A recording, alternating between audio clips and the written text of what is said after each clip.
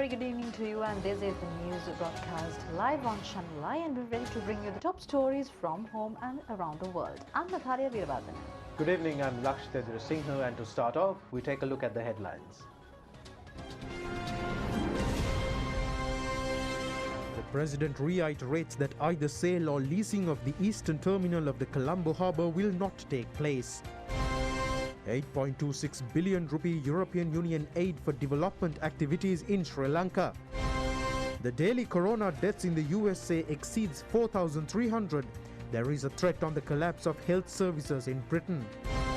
A special responsibility on regional officials in appropriate land management. A new board of officials for the United National Party. Ranil Wickremesinghe continues to remain as party leader. On to those and other stories in detail, starting off with the top story for tonight. President Gotabaya Rajapaksa emphasizes that the East Container Terminal of the Colombo port will not be sold or leased. He made this assurance during a meeting at the Presidential Secretariat with representatives of 23 port trade unions. The discussion on the East Terminal of the Colombo port was organized today upon a request by trade unions. The previous administration had agreed to sell the East Terminal to India. The agreement envisaged obtaining a loan from Japan after sale and purchasing construction equipment with the loan money. President pointed out that after the present government negotiated with India on the contract, it was possible to reach an agreement to retain the ownership and the control of the terminal under the Sri Lanka Ports Authority. The President further said that the plan was to develop the terminal as an investment project that has 51% ownership by the government of Sri Lanka and the remaining 49% as an investment by India's Adani Group and other stakeholders. The President said that there should be no doubt about it and asked all the trade union representatives to submit their proposals and ideas on this program. President Rajapaksa stated that he intends to hand over the operation of the West Container Terminal to the Ports Authority and stressed the importance of submitting plans for the development of the port by the trade union representatives.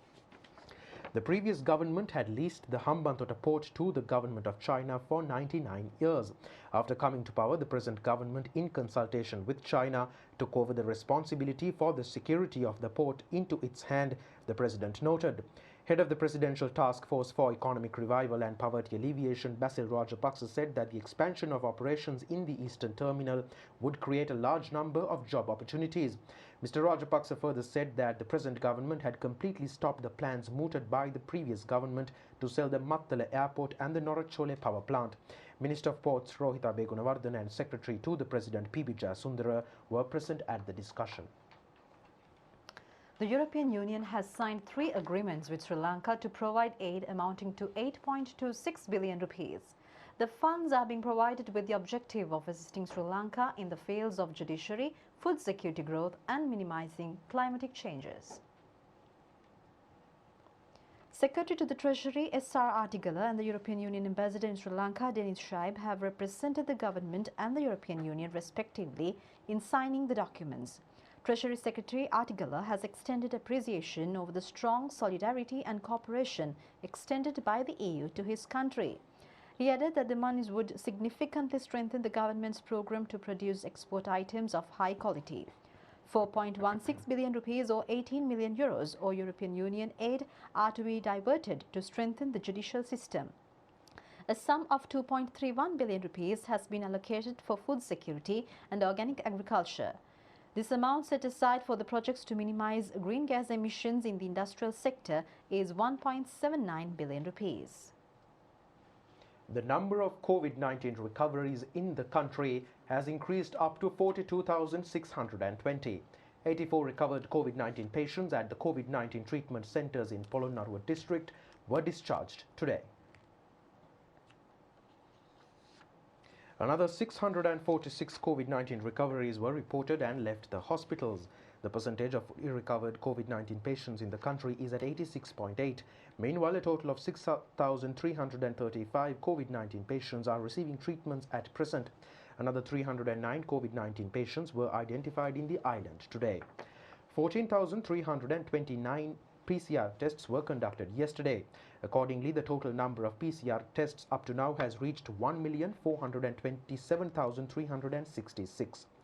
Meanwhile, rapid antigen testing to identify COVID-19 patients have recommenced in 11 exit points of the Western Province today. Conducting of PCR tests on parliamentarians and staff of parliament has commenced today. Court of Arms Narendra Fernando said 463 persons, including parliamentarians and staff members, have been tested today. Narendra Fernando further says that 15 MPs and ministers, including Speaker Mahinda Yapa Abeyewardena, have been subject to tests. Further PCR testings are to be conducted in the parliament premises from 9 a.m. and to till noon on the 15th of this month. Conducting of rapid antigen tests on passengers identified through rapid selection in luxury buses leaving for Jaffna, Ampara and Batticaloa from Colombo has commenced today. The testings were conducted at the Samudra Mavata in Vellavatta. It has also been reported that 100 tests were conducted and 2 COVID-19 patients have been identified. Meanwhile, another 4 more COVID-19 related deaths were reported yesterday. The deceased have been identified as patients from Colombo 13, Hangwella, Matale and Wellampitia. Health authorities have taken measures to close down a cinema hall in Jaffna town for violating health guidelines, the reason being inclusion of a higher number of viewers than the approved number to the cinema hall.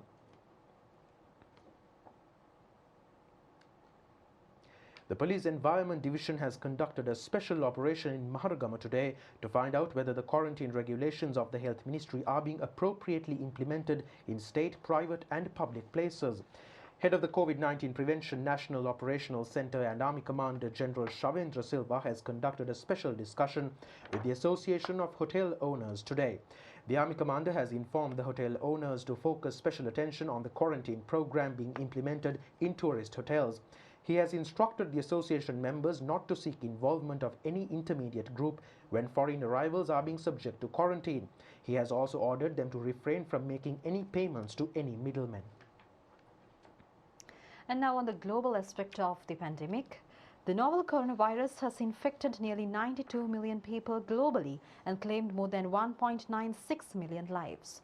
The United States has endured its worst day of the pandemic, with 3 Americans dying every minute as China took decisive steps today to stamp out an emerging coronavirus outbreak. Global infections have soared past 91 million yesterday, edging closer to 92 million mark, and the recent spikes have forced governments around the world to reimpose restrictions such as lockdowns, including in Europe, which is battling a devastating second wave. The United States is the worst hit nation, logging a record 4,470 deaths in 24 hours as it reeled from a winter surge in infections that has overwhelmed hospitals and clinics in many areas, even as vaccines are rolled out. Around 131,000 people are now hospitalized in the US with COVID-19, with the weekly average of fatalities is at its highest level since the pandemic has started. The nation with the world's largest economy has now recorded 22.8 million coronavirus cases, while passing the grim milestone of 380,000 deaths since the start of the pandemic. Meanwhile, the number of COVID deaths recorded in the first 12 days of January alone has already eclipsed the number of virus fatalities recorded in each month from June to October last year. Already 34,502 Americans have lost their lives to the virus in this month. In the midst of a third wave of infections, Ireland now holds the title of the nation with the highest transmission rate in the world. The country of 5 million has suffered only 2,397 virus deaths to date and gained applause for the way it handled 2 previous pandemic waves. In December, the country had the lowest incidence rate in the European Union after becoming the first member country to launch a second lockdown. But now it sits atop a world table tracking fresh infections. 1,288 confirmed cases per million of the population were reported at the beginning of this week, placing Ireland first ahead of the Czech Republic and Slovenia. Ireland had officially registered just over 93,000 cases on 1st of January, but that figure has jumped to more than 150,000 at present. The third lockdown imposed in the country has seen schools, non-essential retail and the hospitality sector totally shut. Mexico has posted another high for its daily increase in cases, with 14,390 newly confirmed infections and a near record of 1,310 more deaths. The country has now topped 1.55 million total infections and has seen 135,682 deaths so far in the pandemic. The number of confirmed virus cases in Germany has increased by 19,600 in the past 24 hours, nearing the grim milestone of 2 million mark. The reported death toll rose by 1,060 to 42,600. Japan expanded a coronavirus state of emergency for 7 more prefectures, affecting more than half of the population amid a surge in infections across the country. Prime Minister Yoshihide Suga also said Japan will suspend fast-track business entry permits, fully banning foreign visitors while the state of emergency is in place. Prime Minister Suga's announcement came less than a week after he declared a state of emergency for Tokyo and 3 nearby prefectures. The new declaration, which adds 7 other prefectures in western and central Japan, takes effect Thursday and lasts until 7th of February. In the meantime, British authorities have had to set up temporary morgues in some areas after local hospital mortuaries ran out of space due to a surge in deaths caused by the COVID-19 pandemic. Britain has reported record levels of deaths and new infections in the last few weeks, fueled by a new variant of the coronavirus, which has caused a surge in cases, especially in London and southeast England. Temporary morgues have been set up in some areas of Britain after local hospitals ran out of space for bodies from COVID-19 deaths. The UK has reported record levels of fatalities and new infections in the last few weeks, fueled by a new variant of the coronavirus that threatens to overwhelm the health system. In the county of Surrey, just south of London, hospital mortuaries have reached their capacity of 600, leading local authorities to set up a temporary morgue there. A spokesman for the Surrey Resilience Forum said the facilities were asked to collect bodies to, quote, avoid patients who have sadly died being left on wards, or as we have seen overseas, left in corridors. He added that there were around 170 bodies currently being kept at the Headley Court facility, formerly a Ministry of Defence site in Leatherhead. The temporary mortuary was first arranged in April during the UK's initial outbreak and has space for 845 bodies. Similar facilities have been constructed or are being constructed both in London and the southeastern county of Kent. Britain has reported more than 80,000 deaths, the 5th highest death toll globally. And moving to China, China has recorded the biggest daily jump in COVID cases in more than 5 months despite 4 cities in lockdown, increased testing and other measures aimed at preventing another wave of infections in the world's second biggest economy. China recorded its biggest daily jump in COVID-19 cases in more than 5 months on Wednesday, despite 4 cities in lockdown and ramping up testing. But a province in northeast China also saw a rise in new cases according to official data. New infections have raised worries about a second wave in the country that has mostly contained the disease. 28 million people are under home quarantine. Hebei province that surrounds Beijing accounted for 90% of the cases and has put 3 cities, Shijiazhuang, Qingtai and Langfeng, into lockdown. Beijing city authorities have also stepped up screening and prevention measures to prevent another cluster from developing there. Meanwhile, with next month's Lunar New Year approaching, China's State Planning Agency has said it expects travel during the holiday to be markedly lower than normal, and many provinces have asked migrant workers to refrain from travelling during the break. Nearly all air travelers will need to present a negative coronavirus test to enter the United States under expanded testing requirements announced yesterday. Accordingly, air passengers will be required to obtain a viral test within 3 days before their flight to the United States departs, regardless of vaccination status. Nearly all travelers flying to the United States will need to provide a negative coronavirus test under expanded testing requirements announced on Tuesday. The U.S. Centers for Disease Control and Prevention says that nearly all travelers, including U.S. citizens, will need to show a negative test within 3 days of departure or documentation of recovery from COVID-19. All travelers aged 2 and older must comply, except when they're only transiting through the U.S. The CDC will also consider waiving test requirements for airlines flying to countries with little to no testing capacity, including some places in the Caribbean. The order broadens a requirement imposed in December for travelers arriving from the UK, as a more transmissible COVID-19 variant circulated there. Earlier this month, major U.S. airlines backed the CDC's push to implement a global testing requirement. Other countries began enforcing similar rules for foreign arrivals, including Canada last week. The new rules in the U.S. will take effect on January 26th. And on to more local stories. Head of the Presidential Task Force on Economic Revival and Poverty Eradication, Basil Rajpaksha, says that regional level officials are being entrusted with special tasks in appropriate land management in the government's program to create new sources of livelihood. He instructs regional officials in charge of land to expeditiously identify and manage suitable land for the government's development tasks, including small and medium-scale industry and home gardening program, as proposed through the budget for 2021. Mr. Basil Rajpaksha has made these observations at a program to enlighten officials in charge of land issue held in parallel to the national program titled Gama Samaga Pilisandarak Tulin Weda Samaga Yaligamata at the Temple Trees yesterday. Head of the Presidential Task Force has also commended the national services of the Department of the Commissioner General of Lands, which is one of the oldest departments in the country.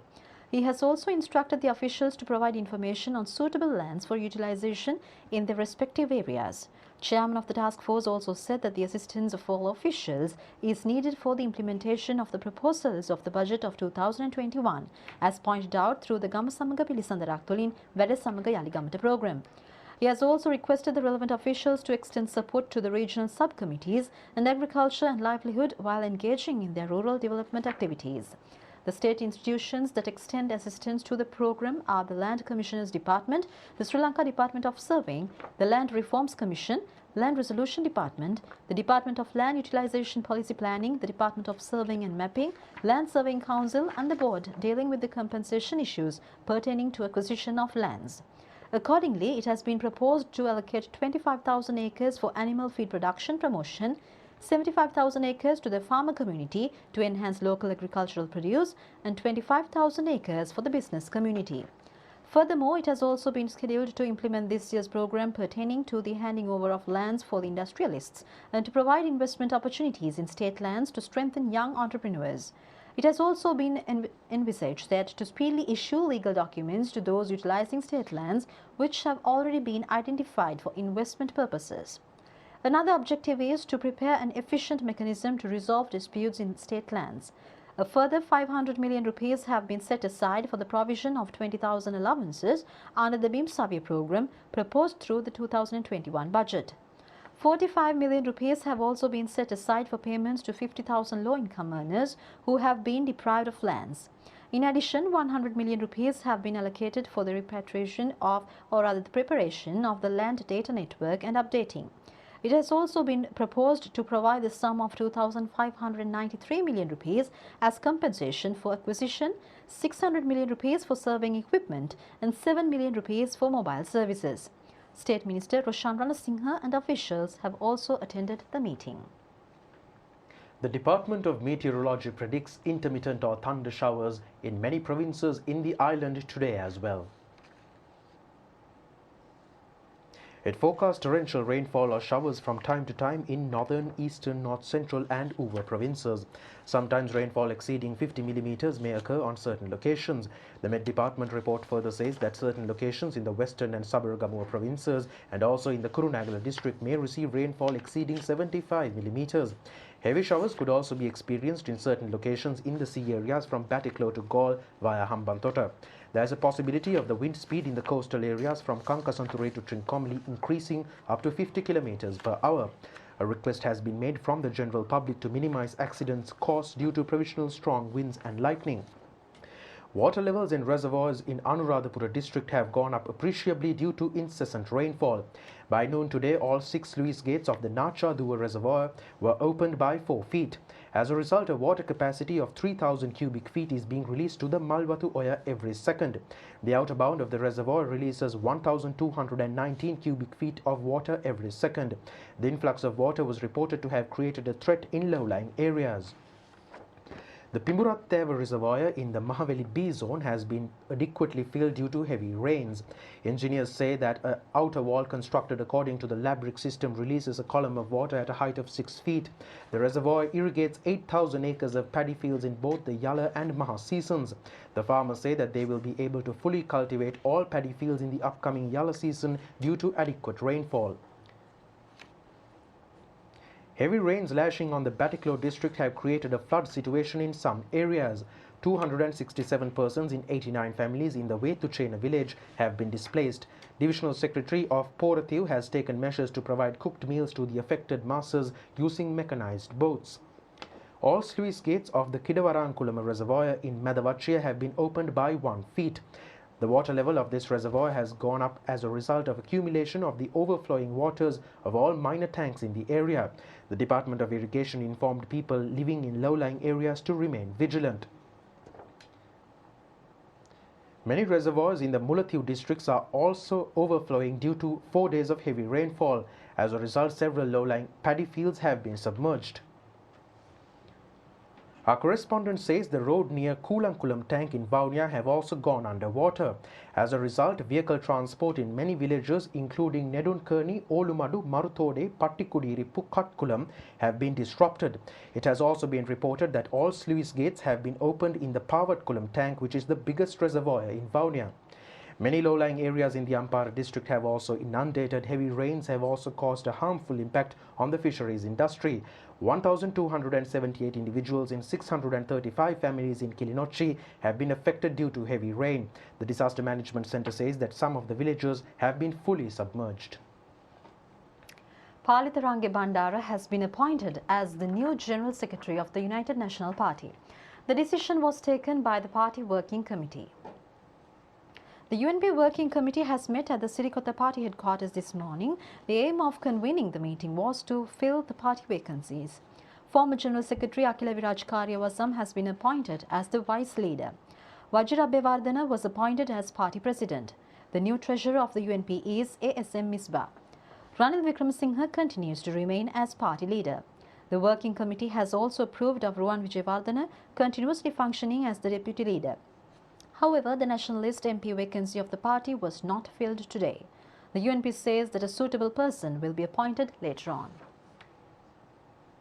The government has taken measures to commence a luxury bus service for the benefit of passengers arriving in the Colombo city from several outstations.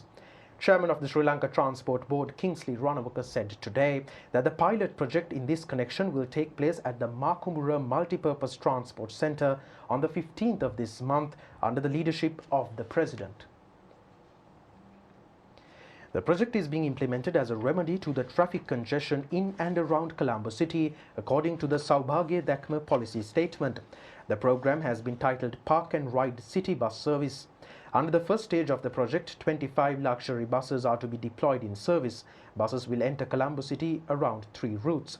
They are from Makumura to Fort along High Level Road via Kottava, Makumura to Colombo Fort via Batramulla, and to Colombo Fort via Narahimpita and Torrington. The police says prominence is to be given for this project as it is being conducted as a pilot project. A discussion on enhancing the rural economy in the Kurunegala district has taken place at the district secretariat yesterday. It was conducted under the national program to strengthen rural economy. Ministers and officials representing many cabinet ministries and state ministries were present on the occasion. Special attention has been focused at the meeting to encourage farmers to cultivate maize in rural lands, to fulfill the demands of egg manufacturers, to enhance coconut production, and to increase opportunities to propagate inland fishing and breeding of exquisite fishes. The meeting has also dealt in depth on the speedy resolution of the problems of handicraft artists and artists engaged in the clay industry. Ministers Johnston Fernando and Ramesh Pathirana, State Ministers Kanchana Wijesekara, Kanaka Herath and Prasanna Ranavira, Kurunagal District parliamentarians, heads of local government institutions and other government officials have also attended the discussion. A meeting to uplift rural economy in the Kandy district also took place at the Kandy district secretariat yesterday. Minister Chamal Rajapaksha has presided over the event. Attention on this occasion has been focused on promotion of rural industries and infrastructure facilities development in the district. Central Province Governor Lalit Yugamage, State Ministers Dr. Nalaka Godaheva, Indi Kanarudda, Jeevan Tondaman, Sripala Gamlat, Nimal Lansa and Anuradha Jayaratna have also participated. Now, the police special task force was reported to have taken into its custody 23 kilograms of heroin hidden in a shrub forest in Takaran Junction on Uragaha Road in Kosgoda. It has also been found out that the stock was prepared to be transported. The police says that the market value of the contraband is nearly 240 million rupees. DIG and police media spokesman Ajit Rohana said it is believed that this was a portion of a stock of heroin smuggled into the island previously. The police have also arrested a person with 50 grams of heroin in Paliagoda. Two accomplices of a prominent member of a Sri Lankan narcotic ring were arrested in Grand Pass yesterday. A sum of 12.6 million rupees of cash and a 14-pound of gold jewellery found in a house of one of the suspects. 5 suspects, including parliamentarian Sivanesa Thurai Chandrakanthan, alias Pillayan, have been acquitted from charges in the murder case of Tamil National Alliance parliamentarian Joseph Pararajasingham today. Batikalo High Court Judge Susaidasan has delivered the verdict today. Senior State Counsel appearing on behalf of the Attorney General said when the case was taken up for hearing on the 11th of this month that they do not wish to proceed the court case any longer. Accordingly, the verdict was delivered today. Sivanesa Thurai Chandrakanthan, alias Pillayan, has remained in detention for 4 years on suspicion of the murder of Joseph Pararajasingham. He was released on bail on the 24th of November last year. The appeals court has ordered today to release on bail retired Major Attorney at Law Ajit Prasanna, who has been detained on charges of making a statement at a media briefing that had made an impact on witnesses of a court case. The court has ordered to release the suspect on 2 surety bails of 500,000 rupees. The suspect has also been ordered to report to the Department of Criminal Investigation on every Sunday of the final week of each month. 20 dogs of the Sri Lanka Air Force Canine Division, which has concluded a special training on the detection of explosives and narcotics, have been deployed in service from today.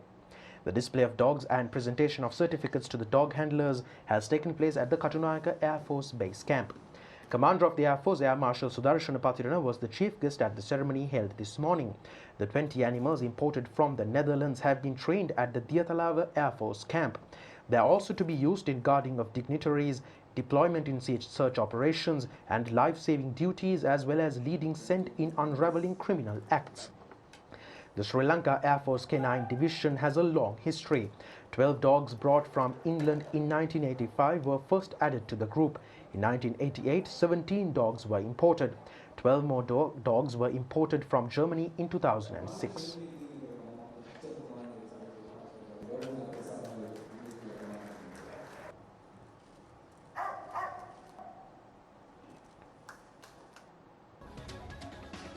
And that's all the stories for tonight. We'll see you tomorrow at the very same time. Good night. Good night.